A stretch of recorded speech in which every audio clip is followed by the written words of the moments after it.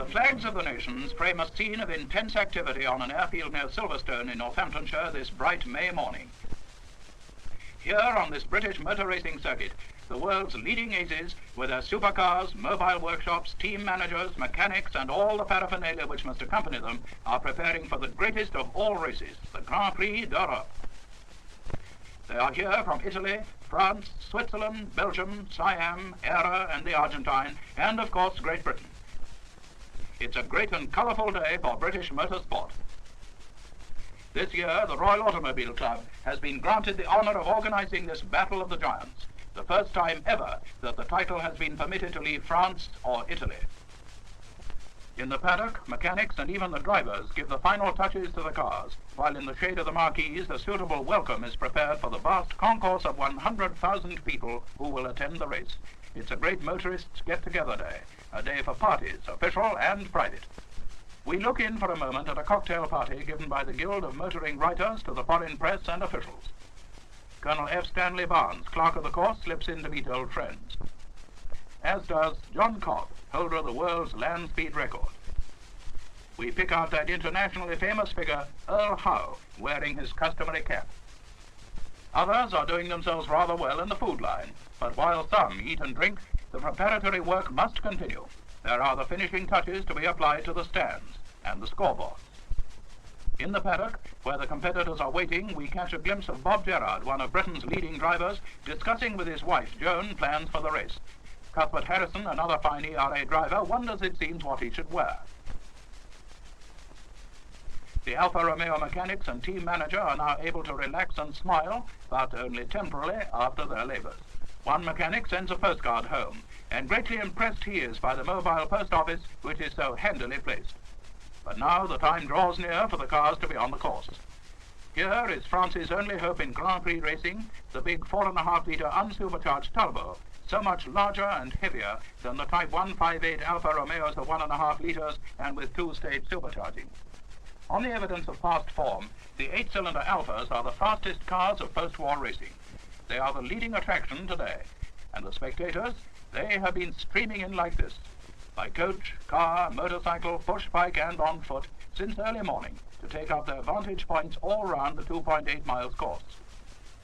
Press officer Dudley Noble is harassed by all and sundry from the nation's newspapers. I'm sorry, old chap, but there is just not a single track pass left. An early arrival is the chairman of the Guild of Motoring Writers, Basil Cardew, who discusses the race with Earl Howe. For the enormous crowd today, there is a curtain raiser to the race. Brought here for its first public appearance and a demonstration run is the BRM, a car built by a group of enthusiastic firms and individuals who are determined to establish Britain on the Grand Prix racing map. Raymond Mays takes it round the course for all to see.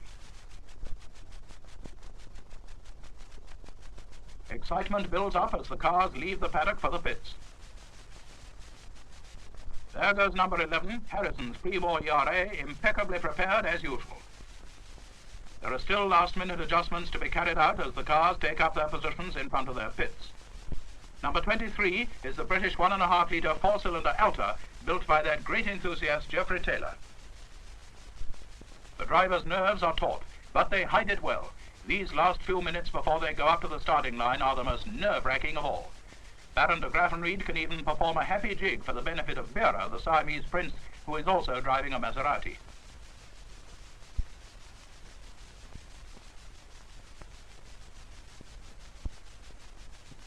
Then the crowd's attention is suddenly diverted from the activity in the pit area. Their Majesties the King and Queen, accompanied by Princess Margaret and Lord and Lady Mountbatten, have arrived on the course. It is the first time the reigning sovereign has attended a motor race in Great Britain. The drivers are presented to the royal party. The Queen chats with Baron de Graffenried. Princess Margaret asks Birra what his chances are against the all-powerful Italian team.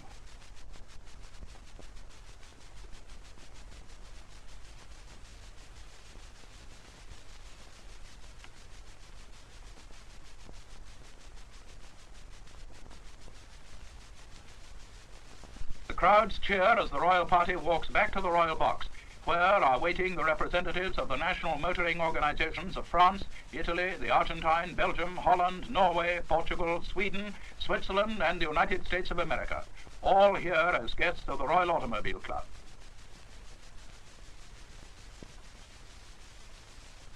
The Royal Standard flies over the course as the drivers return to their cars and officials begin to clear the course. The cars are now being warmed up. Bob Gerrard's Old Faithful is the first to break into that full-throated roar which is music to the ears of racing enthusiasts. Baron de Graffenried is all set to go. Birra sits in the cockpit and gives final instructions to his mechanics. The cars are lined up alongside the pits. Some of the drivers have still not appeared, but they're in the background not far away. The crowd continues to wait expectantly. These enthusiasts are on the outside of the circuit, packed like sardines, but they're loving every minute of it. There are not many minutes left now, but still there is action in front of the pits.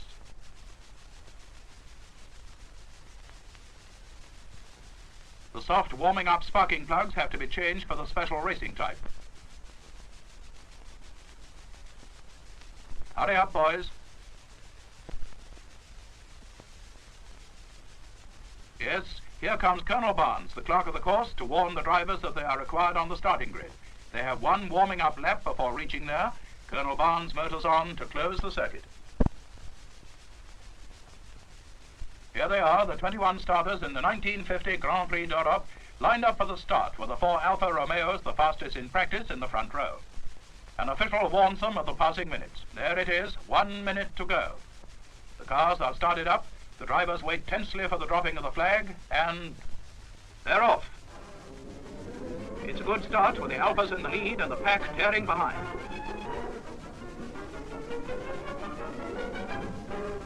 Mechanics and others scramble back to the pits where lap charts and stopwatches are now in operation. Farina gets in front for the first lap in 1 minute 50.6 seconds, a speed of 94.02 miles per hour. He is followed closely by his teammates Fangio and Fagioli, then Reginald Parnell, the Britisher. Then comes Birra in the Maserati and Martin in the Talbot. The pace set by the Alphas is a terrific one. There are early retirements: Leslie Johnson's ERA, Martin Talbot, Tony Rolf's ERA, and less than 5 of the 70 laps completed.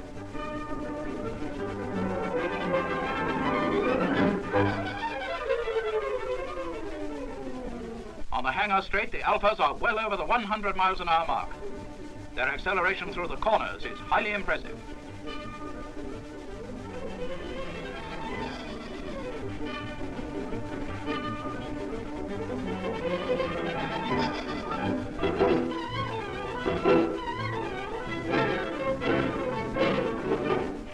The Royal Party is personally conducted around the inside of the circuit by Mr. Wilfred Andrews and officials of the Royal Automobile Club. The party is able to watch the racing from special stands erected at different points.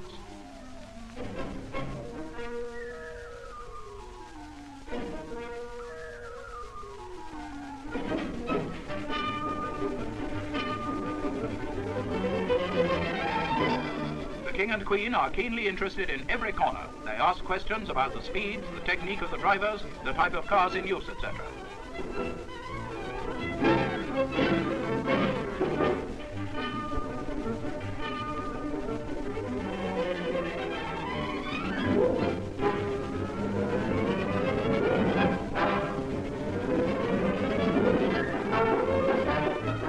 Alphas continue to dominate the race, but now the wily Fagioli has taken the lead from Farina, but by less than half a second. Fangio is third, Parnell fourth, Birra fifth, and de Graffenried sixth. The Italian racing colours, that vivid red, are thus in the first 6 places. Behind come the Talbots, driven by Camontou and Rosier, and the ERAs of Gerrard and Harrison, the 2 latter having their own private duel. 19 laps covered, and Farina is back in the lead, a second ahead of Fagioli.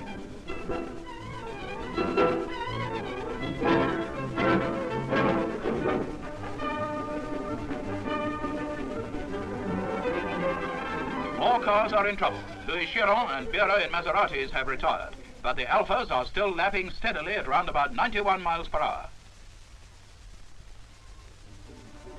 David Murray brings his Maserati into the pits and complains about overheating and lack of horses. You're quite right, David, it is hot.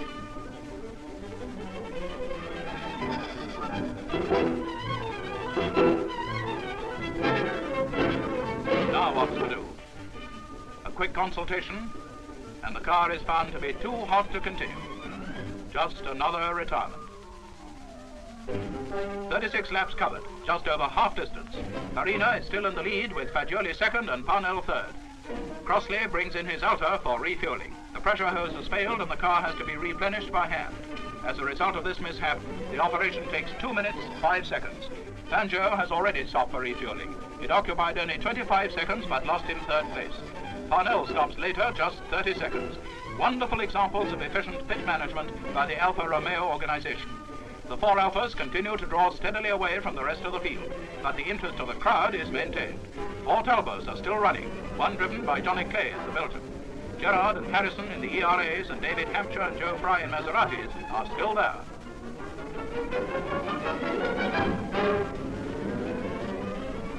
There comes unfortunate news of de Graffenried, who has been chasing the French Talbots. He has retired with a broken connecting rod. His car is pushed off the course, and the driver, a picture of utter dejection, returns slowly on foot to the pits. The royal party makes a tour of the pits to talk to the backroom boys.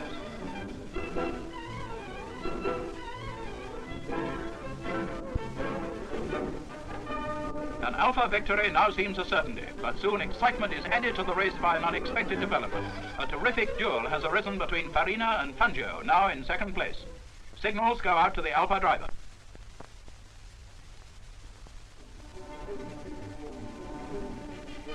Watches and lap times have been carefully checked. And then out goes the board. Farina, Fangio, Fagioli, Parnell.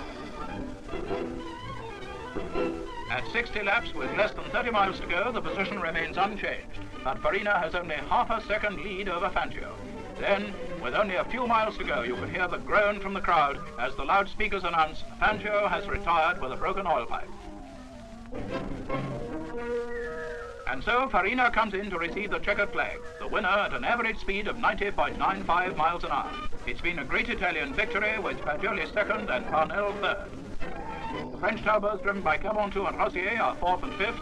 The ERAs of Gerard and Harrison, sixth and seventh. The crowd invades the circuit to pay tribute to the drivers. This memorable scene is recorded for the newsreels by Guild member Paul Wyand.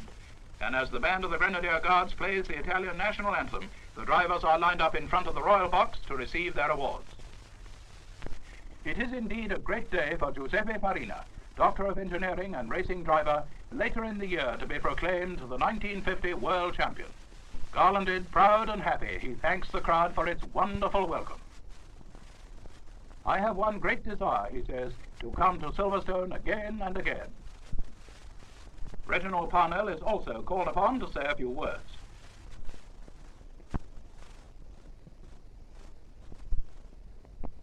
And so the crowds make their way homewards, tired but happy, and stimulated after a day which will live long in their memories. That day of the 1950 Grand Prix d'Europe.